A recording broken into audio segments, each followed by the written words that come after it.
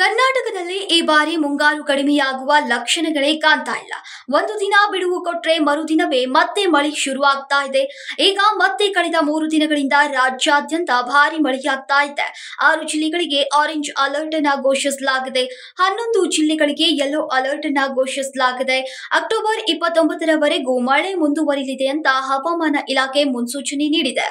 ಬಂಗಾಳಕೊಲ್ಲಿಯ ವಾಯು ಚಂಡಮಾರುತದ ಪರಿಣಾಮದಿಂದ ಕರ್ನಾಟಕ ಮತ್ತು ತಮಿಳುನಾಡಿನಲ್ಲಿ ಈಶಾನ್ಯ ಮಾನ್ಸೂನ್ ತೀವ್ರಗೊಂಡಿದ್ದು ಹಲವು ಭಾಗಗಳಲ್ಲಿ ಭಾರಿ ಮಳೆಯಾಗುವ ಸಾಧ್ಯತೆ ಬಗ್ಗೆ ಭಾರತೀಯ ಹವಾಮಾನ ಇಲಾಖೆ ಎಚ್ಚರಿಕೆ ನೀಡಿದೆ. ಅಕ್ಟೋಬರ್ 23ರಿಂದ 25ರವರೆಗೆ ರಾಜ್ಯದ ಕರಾವಳಿ ಮತ್ತು ದಕ್ಷಿಣ ಒಳನಾಡು ಜಿಲ್ಲೆಗಳಲ್ಲಿ ಹೆಚ್ಚಿನ ಮಳೆಯಾಗುವ ಸಾಧ್ಯತೆ ಇದೆ. ದಕ್ಷಿಣ ಕನ್ನಡ, ಉಡುಪಿ ಮತ್ತು ಉತ್ತರ ಕನ್ನಡ ಜಿಲ್ಲೆಗಳಿಗೆ ಆರೆಂಜ್ ಅಲರ್ಟ್ ಅನ್ನ ಘೋಷಿಸಲಾಗಿದೆ.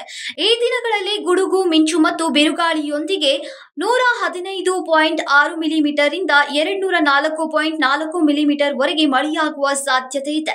ಮೀನುಗಾರರಿಗೆ ಸಮುದ್ರಕ್ಕೆ ಹೊರಡದಿರುವಂತೆ ತಾತ್ಕಾಲಿಕವಾಗಿ ತಡೆಯೋಕೆ ಸೂಚಿಸಲಾಗಿದೆ. ಉತ್ತರ ಕನ್ನಡ, ದಕ್ಷಿಣ ಕನ್ನಡ, ಉಡುಪಿ, ಚಿಕ್ಕಮಗಳೂರು, ಹಾಸನ್, ಕೊಡಗು ಜಿಲ್ಲೆಗಳಿಗೆ ಆರೆಂಜ್ ಅಲರ್ಟ್ ಅನ್ನು ಘೋಷಿಸಲಾಗಿದೆ. ವಿಜಯನಗರ, ತುಮಕೂರು, ಶಿವಮೊಗ್ಗ, ಮೈಸೂರು, ದಾವಣಗೆರೆ, ಚಿತ್ರದುರ್ಗ, ಬಳ್ಳಾರಿ, ಕೊಪ್ಪಳ, ಹಾವೇರಿ, ಗದಗ, ಧಾರವಾಡ, ಬೆಳಗಾವಿ ಜಿಲ್ಲೆಗಳಿಗೆ ಯೆಲ್ಲೋ ಅಲರ್ಟ್ ಅನ್ನು ಘೋಷಿಸಲಾಗಿದೆ.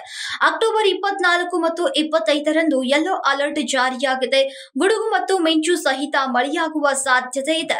ರೈತರಿಗೆ ಹಾಗೂ ಕೊಡಗು ಮತ್ತು ಚಿಕ್ಕಮಗಳೂರಿನ ಗುಡ್ಡಗಾಡು ಪ್ರದೇಶಗಳಲ್ಲಿ ಭೂಕುಸಿತದ ಅಪಾಯವಿದ್ದು ಸಾರ್ವಜನಿಕರು ಹೆಚ್ಚಿನ ಜಾಗೃತಿಯಿಂದ ಇರಬೇಕು ಅಂತ ಈಗ ಹವಾಮಾನ ಇಲಾಖೆ ಸೂಚನೆ ನೀಡಿದೆ.